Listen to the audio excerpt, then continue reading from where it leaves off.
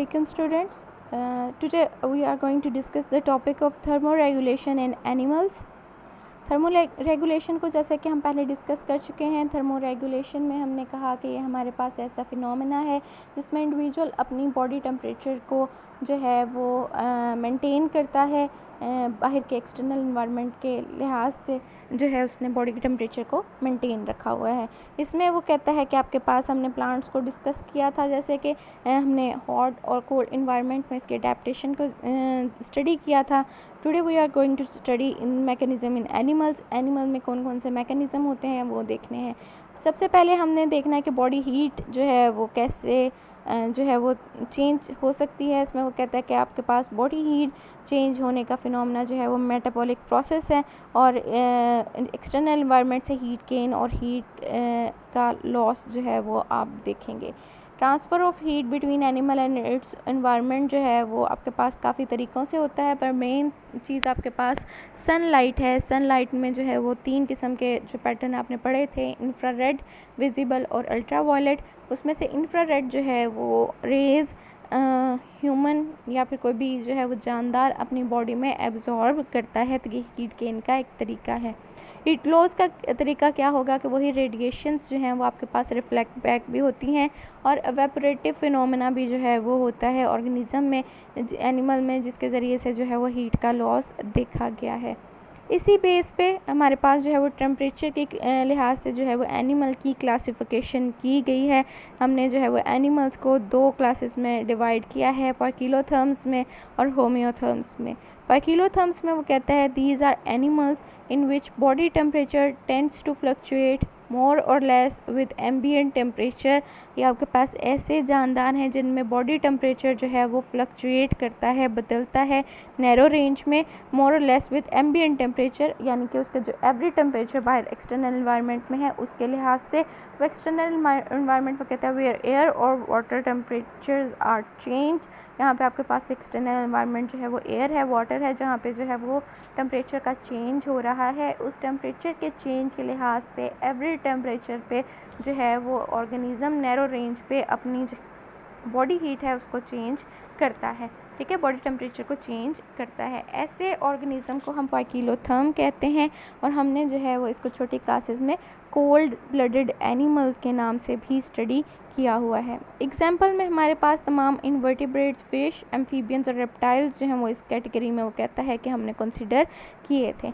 दूसरी जो टाइप है हमारे पास वो होम्योथर्म्स की है। होम्योथर्म्स में जो है वो कहता है कि हमारे पास बर्ड्स और मैमल्स आते हैं। ये ऐसे जानदार हैं जो अपना बॉडी टेम्परेचर मेंटेन रखते हैं, चाहे एक्सटर्नल जो टेम्परेचर है उसमें चेंज आ रहा हो। एक्सटर्नल टेम्परेचर के लिहाज से अपने बॉडी के टेम्परेचर को ये चेंज नहीं करते बल्कि मेंटेन करते हैं। The other expose to changing air और वाटर, वो कहता है कि दूसरी किस्म के हमारे पास जानदार हैं, अगर आप उनको एक्सपोज करो, सामने ले आओ एयर में या वाटर में जहाँ पे टेम्परेचर जो है वो चेंज हो रहा है, they maintain their body temperature, ये अपना बॉडी टेम्परेचर मेंटेन करते हैं and are called the homeotherms, और ऐसे जानदारों को हम होम्योथर्म्स का नाम देते हैं। हमने इन 2 को जो है वो कैटेगरीज में डिवाइड कर दिया, होम्योथर्म्स को वार्म ब्लडेड में और पाइकिलोथर्म्स जो हैं वो कोल्ड ब्लडेड के लिहाज से। पर वो कहता है कि इस क्लासिफिकेशन में हमारे पास थोड़ी सी डिफ़िकल्टी आती है। वो डिफ़िकल्टी क्या है? वो कहता है कि आप डीप वाटर सी फ़िश जो है उसको देखो तो वो अपना बॉडी टेम्परेचर, अब जैसे कि हमने फ़िश कहा था कि ये बॉडी टेम्परेचर जो है वो चेंज कर सकती है, पर फ़िश ये वाली आपके बॉडी टेम्परेचर जो है वो फ्लक्चुएट इसका नहीं करता, सेम रहता है, क्योंकि इसकी सराउंडिंग ऐसी है जो कि चेंज नहीं हो रही होती। तो ये हमारे पास इसकी क्लासिफिकेशन गलत हो गई, इसको हम पाइकिलोथर्म में नहीं रख सकते क्योंकि बॉडी टेम्परेचर फ्लक्चुएट नहीं कर रहा। उसी तरह हमारे पास रेप्टाइल्स में लिजर्ड आती है। लिजर्ड जो है वो भी हम पाइकिलोथर्म्स में नहीं रख सकते क्योंकि ये अपना बॉडी टेम्परेचर फ्लक्चुएट नहीं करती। ज़्यादा ठंड का जो टाइम है इसको अवॉइड करने के लिए हाइबरनेट कर जाती है, कहीं छुप जाती है। ठीक है, खाना अपना स्टोर कर लेती है और कुछ जितने महीने आपके पास सर्दी रहेगी उतने महीने जो है ये हाइबरनेट करी जाएगी, डीप स्लीप में चली जाएगी और जो फूड इसने स्टोर की हुई है वो इसको एनर्जी प्रोवाइड करती रहेगी। तो इसलिए हम जो है वो लिजर्ड्स को भी पाइकिलोथर्म में नहीं रख पाएंगे। फिर हमारे पास जो है वो बर्ड्स और मैमल्स कुछ ऐसे होते हैं, हमने कहा था कि होम्योथर्म्स हैं बर्ड और मैमल्स, पर कुछ ऐसे होते हैं जो कि अपना बॉडी टेम्परेचर मेंटेन नहीं करते, वो अपना जो है वो बॉडी टेम्परेचर उनका फ्लक्चुएट करता है बर्ड्स का। तो हम कहते हैं कि क्लासिफिकेशन हमारे पास फेल हो गई, हमारा इसको जो है वो क्लासिफाई करने का एनिमल्स को इन दो ग्रुप में जो पर्पज़ था वो पूरा नहीं हो रहा सही तरह से। तो वो कहता है कि हमारे पास more widely applicable temperature classification scheme दी गई, जिसमें जो है वो हमने बेस उसकी क्या रखी कि सोर्स ऑफ हीट प्रोडक्शन जो है वो एक एनिमल बॉडी में क्या है, उसके लिहाज से हमने उनको क्लासीफाई किया एंडोथर्म्स में, एक्टोथर्म्स में, हेटेरोथर्म्स में। एंडोथर्म जो है वो कहता है वो ऐसे एनिमल्स हैं जिनका बॉडी हीट प्रोडक्शन फिनोमेना जो है वो मेटाबॉलिक प्रोसेस है, यानी कि उनके अंदर जो मेटाबॉलिज्म हो रहा है उस मेटाबॉलिज्म के ज़रिए से जो हीट बन रही है उस हीट के ज़रिए से वो अपना बॉडी टेम्परेचर जो है वो मेंटेन करते हैं। ऐसे जानदारों को हम एंडोथर्म्स कहते हैं, जिसमें आपके पास बर्ड्स, कुछ फिशेस और फ्लाइंग इंसेक्ट्स शामिल हैं। एक्टोथर्म्स में जो है वो कहता है कि हमारे पास एक्टोथर्म में ऐसे जानदार आते हैं जो कि अपने बॉडी हीट जो है वो प्रोड्यूस नहीं कर सकते मेटाबॉलिक प्रोसेस के ज़रिए, बल्कि वो बाहर के एक्सटर्नल इन्वायरमेंट से हीट को एब्जॉर्ब करेंगे। उनका हीट प्रोडक्शन का फिनोमेना या हीट एब्जॉर्प्शन का फिनोमेना जो है उसमें एक्सटर्नल इन्वायरमेंट जो है वो इम्पोर्टेंट रोल जो है वो प्ले कर रहा है। ठीक है, इसमें हमारे पास एग्जांपल्स आ गई रेप्टाइल्स की, एम्फीबियंस की, फ़िश की और बहुत सारे इनवर्टिब्रेट्स की। ये दो क्लासेस सामने सामने आपके पढ़ी हुई हैं, एक वो जो कि अपनी बॉडी हीट जो है वो प्रोड्यूस कर रहा है मेटाबॉलिक प्रोसेस के ज़रिए से, एंडोथर्म कहेंगे, एंडो जैसे कि इंटरनल के लिए, तो मेटाबॉलिक प्रोसेस की बॉडी के अंदर ही हो रहे हैं तो हम उनका एंडोथर्म्स। एक्टोथर्म्स, एक्टो लफ्ज़ हम बाहर के लिए इस्तेमाल करते हैं, थर्म टेम्परेचर के लिए। तो ऐसे आपके पास जानदार जो बाहर से टेम्परेचर को हीट को एब्जॉर्ब कर रहे हैं अपना बॉडी टेम्परेचर मेंटेन रखने के लिए, एक्टोथर्म्स कहलाएंगे। हेटेरोथर्म्स, हेटेरो लफ्ज़ हम इस्तेमाल करते हैं फ्लक्चुएटिंग यानी दो फिनोमेनास के लिए। तो ये हमारे पास दो फिनोमेना इसमें क्या है कि ऐसे जानदार हैं जो कि एंडोथर्म्स के ज़रिए से एंडोथर्म की तरह से अपना जो है वो बॉडी हीट जो है वो प्रोड्यूस करने की सलाहियत रखते हैं, पर वो अपना बॉडी टेम्परेचर मेंटेन नहीं कर पाते इस हीट पे। ठीक है, मेटाबॉलिक प्रोसेस के ज़रिए से हीट प्रोड्यूस होगी पर नैरो रेंज पे जो है। हेटेरोथर्म्स हमारे पास जो है वो हम कह रहे थे कि ऐसे जानदार हैं जो बॉडी टेम्परेचर जो है वो अपना हीट जो प्रोड्यूस हुई है मेटाबॉलिक प्रोसेस के ज़रिए से उसके ज़रिए से मेंटेन जो है वो नहीं कर पाएंगे, बल्कि क्या है कि उनको बॉडी को जो हीट है उसको मेंटेन रखने के लिए बाहर से एक्सटर्नल इन्वायरमेंट से हीट को एब्जॉर्ब करना पड़ेगा। ऐसे आप जानदार में आपके पास बैट, समिंग बर्ड वगैरह जो हैं वो शामिल हैं। तो ये हमने जो है वो क्लासिफिकेशन देखी है, क्लासिफिकेशन स्कीम देखी, जिसमें हमने हीट प्रोडक्शन का सोर्स क्या है उसके ज़रिए से डिस्कस किया। तो इसमें हमारे पास तीन थे, एंडोथर्म्स, एक्टोथर्म्स, हेटेरोथर्म्स। एंडोथर्म्स जो खुद से इंटरनल बॉडी फिनोमेना यानी मेटाबॉलिक प्रोसेस के ज़रिए से हीट को मेंटेन कर रहे हैं बॉडी टेम्परेचर को। फिर उसके बाद एक्टोथर्म जो ऐसे जानदार जो बॉडी टेम्परेचर को मेंटेन करने के लिए इन्वायरमेंट से हीट को एब्जॉर्ब करेंगे।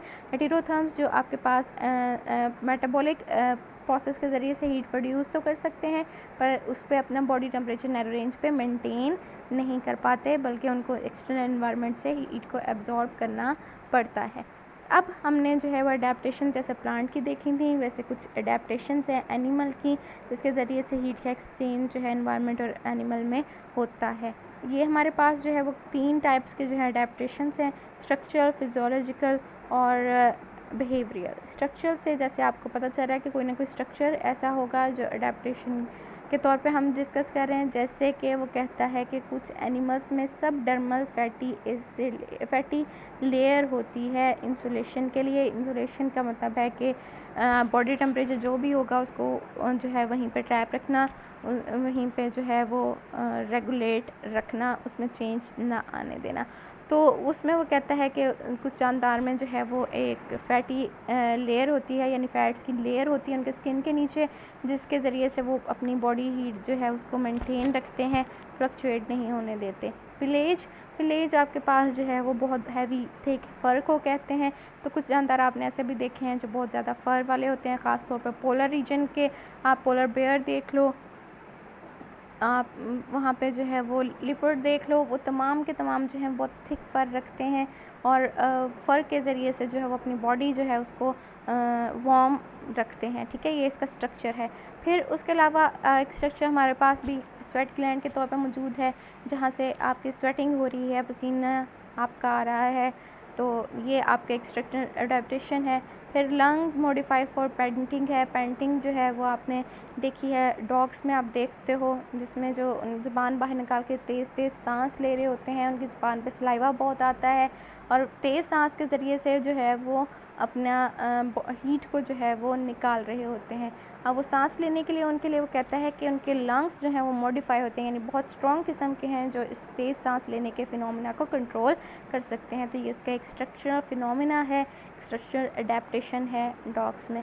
और फिजियोलॉजिकल अडेप्टेशन, फिजियोलॉजिकल जैसे कि नेम से आप देख सकते हो कि फिजियोलॉजी हम कहते हैं किसी भी चीज़ की फंक्शन की स्टडी को, किसी इंडिविजुअल की, तो यहाँ पे जो है वो फंक्शनल बेसिस पे उसके क्या अडेप्टेशंस हैं, क्या मॉडिफिकेशंस हैं। तो वो कहता है कि ब्लड फ्लो जो है स्किन में, जैसे कि greater blood flow in warmth, बहुत ज़्यादा गर्मी में बहुत ज़्यादा ब्लड फ्लो होता है बॉडी में, जो कि हीट को जो है वो डिफ्यूज़ कर देता है, हीट जो है वो बॉडी से बाहर निकालता है। गर्मियों में आपने अक्सर देखा होगा कि आपको अपनी बॉडी से हीट निकलती हुई महसूस होती है, तो ये एक फिजियोलॉजिकल अडेप्टेशन है।